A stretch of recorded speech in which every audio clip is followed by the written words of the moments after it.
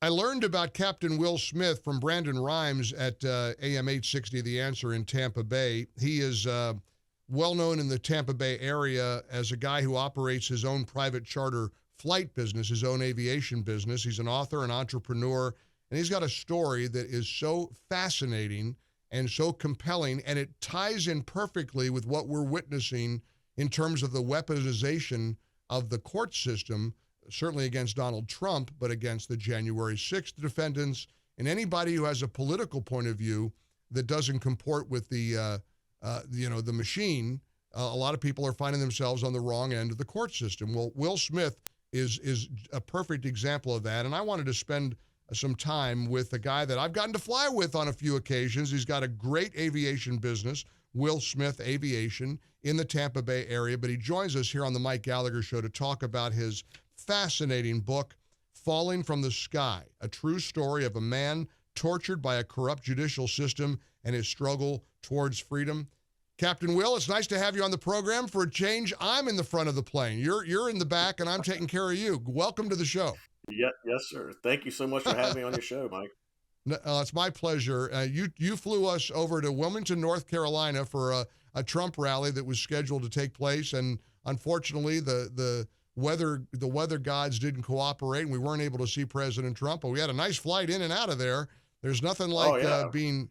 I mean, it was a good approach and everything, and it worked out great. Unfortunately, your plane could land, but President Trump's 757 wasn't able to land. Isn't that funny how that worked? yeah, yeah. It's kind of funny how that worked out, but we got in and out with no problems.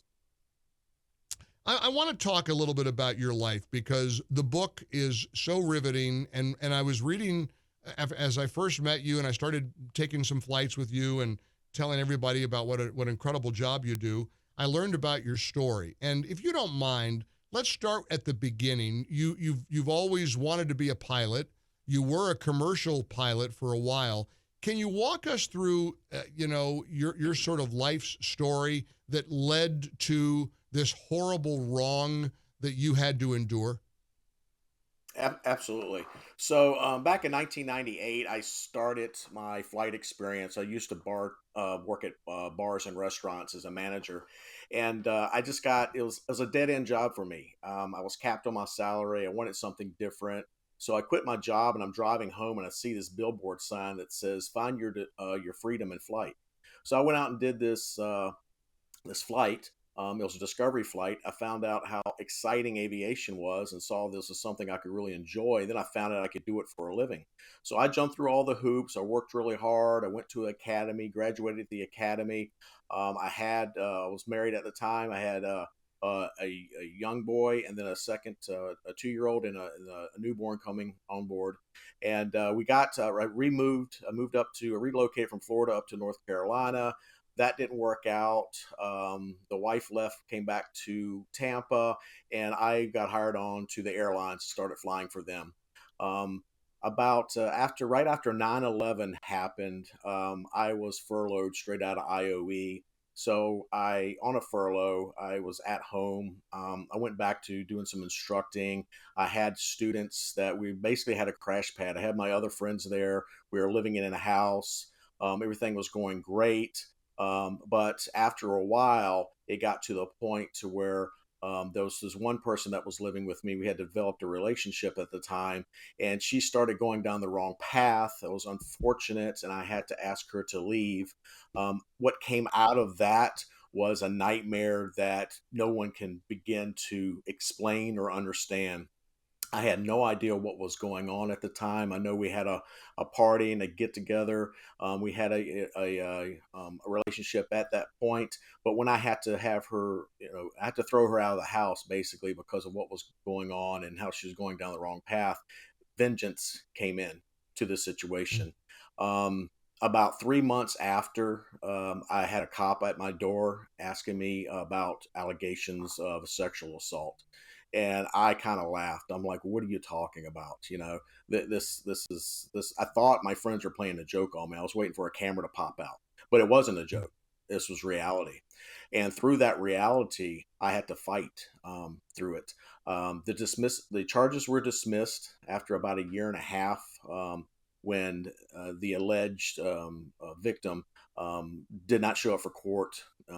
All the charges were dropped. I was like, okay, thank God this is over and behind me. I went back to the airlines. This was after the furlough lifted after 9/11, and I thought everything was going to be great. Well, 6 months later, I get a call while I'm flying, and my attorney's like, "Yeah, they've re-indicted you." I'm like, "You've got to be kidding me."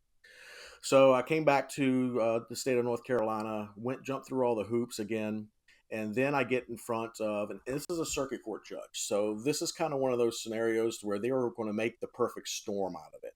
They're going to do that because they had a judge they wanted, they had a DA that they wanted, and they had a prosecutor they wanted, but they didn't really have anything as far as evidence was concerned because all the evidence was on my side. I thought the judicial system, just like everyone else, it worked. It was fair. Justice was blind. I found out really, really quick that that wasn't the case because about a year, maybe a little over a year later, after the second indictment, I got in front of this judge that was on a circuit court, of course, a circuit court judge, but she had to be in that circuit at the time. So I felt like that the state was putting all this together to make the perfect storm.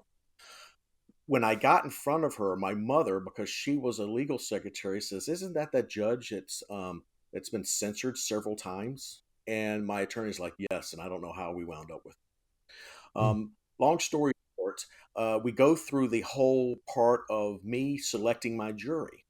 The people are going to sit before me, my Right. peers. Two of the people were in the judge's church, and I Mm. had tried to have them thrown off, and she says, "No, they can be fair and impartial." Two other people had either been experienced sexual assault or rape or knew someone that was close to them that I tried, of course, have removed because they're not going to be fair and impartial. She says, "No, they'll be fair and impartial." So I already had the Mm. jury stacked against me.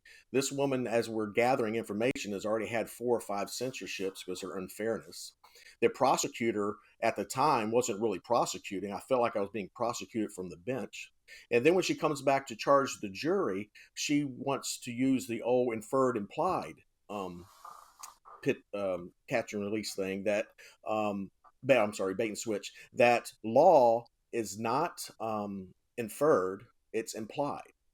And if it's implied that two people had a sexual relationship while intoxicated, then you need to find the defendant guilty of this Mm. charge. And I looked at my attorney. I'm like, "You've got to be kidding me! I can't believe this Mm. is happening." The jury comes back with a guilty plea because of that. The way she charged the jury, which sounds Right. familiar because this just happened to someone else we knew.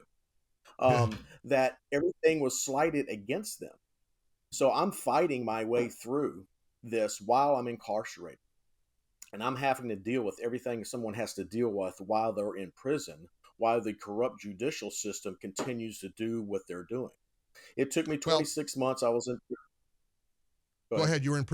I want to get to your incarceration, but before we talk Yep. about this unbelievable nightmare that is, frankly, every American's worst nightmare. I mean, the idea of being the helpless feeling you had to endure when you saw that the deck was stacked against you. And I've done a lot of research and done some due diligence when I learned about the book, and I looked up this judge. What a nightmare she was. She was, of course, eventually disbarred. She was disgraced. I mean, because your bravery, your intestinal fortitude, your guts in exposing her brought other people out to the surface who had experienced her corruption, and it's a horrific nightmare. But before we get to the incarceration and the conclusion of this, which is all chronicled in the book, which everybody should read. It's a fascinating story about being on the wrong side of the law and when you're completely innocent. The book is called Falling from the Sky, and I'll tell you how to order the book here in just a moment. But can you talk about your personal feelings about witnessing President Trump get 34 felony convictions in a Manhattan courthouse? Surely all that Trump is up against right now, as we're on the verge of what might be a historic win for Trump on November the 5th, but they're throwing everything they can at him. They have weaponized the court. They're using lawfare as a political tool. Surely this has really struck a nerve with you, considering all that you went through, Will. Oh, I was infuriated when I saw and I was listening to what was going on that Trump was going through. I was like, I felt his pain. I understood what was going through his mind because it went through my mind. And then when they started talking about implied and inferred in law, I was like, I can't believe this. I was like, the exact same thing, different circumstances, obviously, but the exact same things they were doing to President Trump, they were doing to me, and I'm just a normal citizen, and how they would manipulate the law to put an innocent man behind bars or get a conviction just because they will not admit to making a mistake or doing Right. something they didn't want to do. So with President Trump, they just don't want him to run as president. So they're using the law at their discretion to make sure they didn't happen. With me, they didn't want to look bad because every conviction makes them look like they're tough on crime, and they don't Yeah. care if you're innocent. They don't care. Right. You're guilty until proven innocent. So I knew what he Captain was Will going through every step of the way. Captain Will Smith is our guest. Will Smith Aviation in Tampa Bay. He's the author of a fascinating book, Falling from the Sky. It's available at captainwillsmith.com. You have your own website set up, and I think you can get this from Amazon, anywhere books are sold, but it's also very convenient to read more about your story, captainwillsmith.com. Will, let's talk about your incarceration. Again, Americans' worst nightmare to hear that jail cell clank shut in front of you, and you realize you've lost your freedom, you've lost your liberty, all for something that you didn't do. Walk us through how long you were imprisoned for this false accusation of rape. I was in prison for 26 months. The initial shock that you get, your body goes in protection mode. My mind shut down to where all I wanted to do was sleep. I curled up underneath a bench where people are spitting on me and kicking me and trying to take from me and steal from me my meal tray, the whole 9 yards. And I had to go. That was my initial shock. At that point, I was like, you know what, Will, if you don't get up and just pull yourself up by your bootstraps, and you're going to have to do something because you don't know how long you're going to be here, and you're going to need to figure out how to survive. So I had to take this bad situation and make something of it, because the only thing that I could think about is my two little boys. I'm like, they need a daddy. You need to get through this. You need to make this happen. I had people on the outside fighting for me. My advocates did not stop fighting. They went all the way up to the Supreme Court justices. And while they were doing that, I'm on the inside trying to make sure that I stay alive. Right. I still have a deep wound in my wrist that I've shown you, to where it's a defensive wound when I was in the shower and a guy came in and sliced me. And I couldn't snitch on him. I couldn't lie because I didn't want that over my head. And that was their way of testing me. But I did create a way for me to be able to help the ones that are inside that couldn't get things that they normally could get for themselves and their family. And that's what protected me. Because now at that point, I was protected. Because if I were to get shipped or get into another fight or something like that was going to happen, they would lose the necessities for themselves and their family, that I was help providing, that things they couldn't get in the canteen. This is simple stuff. Yeah. Maybe some good denture cream, things of that nature. Maybe a muscle magazine for the guys that worked out on the pile. I made myself an asset, and that's how I literally protected myself and got through that 26 months. Because at And that point, they incidentally, had tested me. yeah. And Yep. incidentally, for somebody who thinks, well, I can go to prison if I wind up in a nightmare like this, I can protect or defend myself. I mean, people watching you right now, if you're watching on Salem News Channel or watching on the podcast and you see the video stream, you're a big guy. You're a burly guy. You're not somebody I'd want to mess with. And yet that gets thrown out the window when you're behind bars, doesn't it? Oh yeah, because there's gangs in there. There's people that are going to try you. They're going to tempt you. They're going to do things that will to see if you're going to be a snitch. There's a lot of predators in prison, and so if you don't stand up for yourself, you will become prey and you will be taken advantage of. And I saw some people in there that Right. their lives were taken right before my eyes. I Wow. had to Wow. compartmentalize this and put it away, but that stuff happens, and it can be quite traumatizing. Seb Gorka and I hosted a cruise last week, and our message to our 400 listeners over and over again was, you got to fight, you got to stand up, you got to fight for this country, you got to get involved, you got to be engaged. You could have rolled over and just tried to suffer through your prison sentence and have your life be utterly destroyed, or you could fight. You chose the latter. You fought, you decided, and as I understand it, and I learned about it from the book, you developed a website that kind of went Mhm. viral, right? And started to spread the word about this corrupt, crooked judge in North Carolina. That's 100% correct. It was eradicate evelynhill.com. And when we launched that website, we had so many people from my advocates that called in and said, you know what, my husband or my brother or my son went in front of the same judge, but we were scared of the system to say anything. They're like, thank God that you said something. Thank God that you brought this to light. And by doing that, it boosted everything. It boosted awareness. The Associated Press got involved. People started asking questions. The state of North Carolina started looking really, really bad, and they had no other choice at that point but to remove her from her position. She was never allowed to be run for an elected position, and she was disbarred. She couldn't practice law anymore. So Wow. me by me doing that, I believe that the count. This is a long time ago, so I'm questioning my memory now. It was about 20 years ago.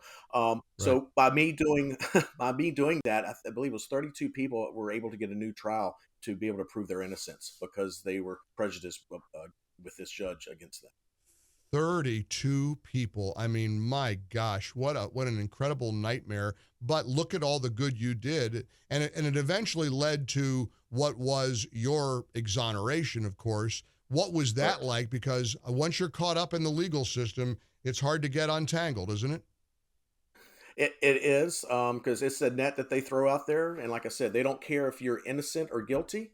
They don't. That doesn't matter. All you are is a number to them, and they get their money that per person from the federal government as well as the state government. And once it was overturned, I went through the court, and the judge had released this man immediately. That was probably the longest time, even though it was within 8 hours.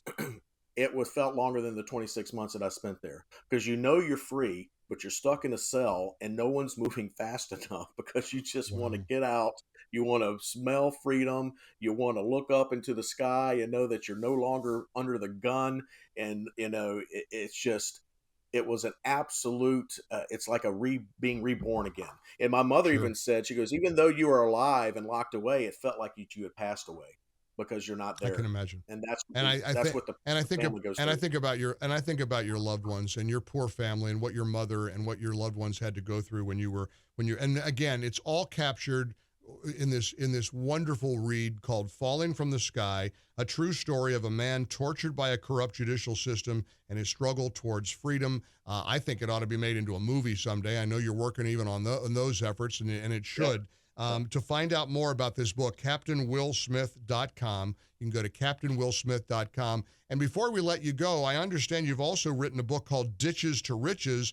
And I haven't read this one yet, but I'm intrigued by the concept because this has to do with sort of transitioning inmates back into society after they've been incarcerated, right? Yep, that's the second book. So when I was released, I realized there was no bridge that went from your being incarcerated to becoming successful again, and I had to redefine and rebuild myself to where I am today. And in order for me to do that, I had to work really, really, really hard. So it didn't happen overnight. And I wrote a book called Ditches to Riches because that's the first thing I did when I got out. I dug ditches for a construction company until I could provide for myself and provide for my family. And I just kind of slowly worked myself way back into aviation. And with this transition book, I work here in Florida with people, men's prisons. People are getting out to help them find success. I work with Citizens Helping Citizens down here in Tampa on men going from a institutionalized position to a tax-paying citizen again, and we're very successful with doing that. And the best way for people to get my book is just go onto Amazon and research Captain Will Smith Falling from the Sky. This way, you get it sooner. But if you want to know more about me, they have that online. But yeah, the message I give to people is never give up. Failure is not an option, and I forbode myself to go quietly into the night. That was not going to happen. I wasn't going to let them take the best of me and take who I was. You're a real inspiration, Captain Will Smith. And believe me, I know I'm always in good hands when I get onto the aircraft with you. You take good care of your passengers and your customers. You have a great, and listen, looking at your beautiful, sparkling headquarters near the Tampa International Airport to see where you've come from, what you were going, what you were put through. It's a great American story, and I hope everybody reads the book. Yep. Again, like you said, you can go to Amazon and check out Falling from the Sky by Captain Will Smith, or Ditches to Riches. And to learn more about Captain Will Smith, go to captainwillsmith.com. Will, it's great to see you on the show, and thank you for sharing your story with our audience. And I'll see you next time. Thank We're you so headed much. somewhere up at about 25,000 feet. Yes, sir. We'll see you soon. Thank you so much, Mike. I, Appreciate you my getting the word out pleasure. for us. My All right, buddy. pleasure. Bye bye. Captain Will Smith, thank you, sir. Keep fighting the good fight.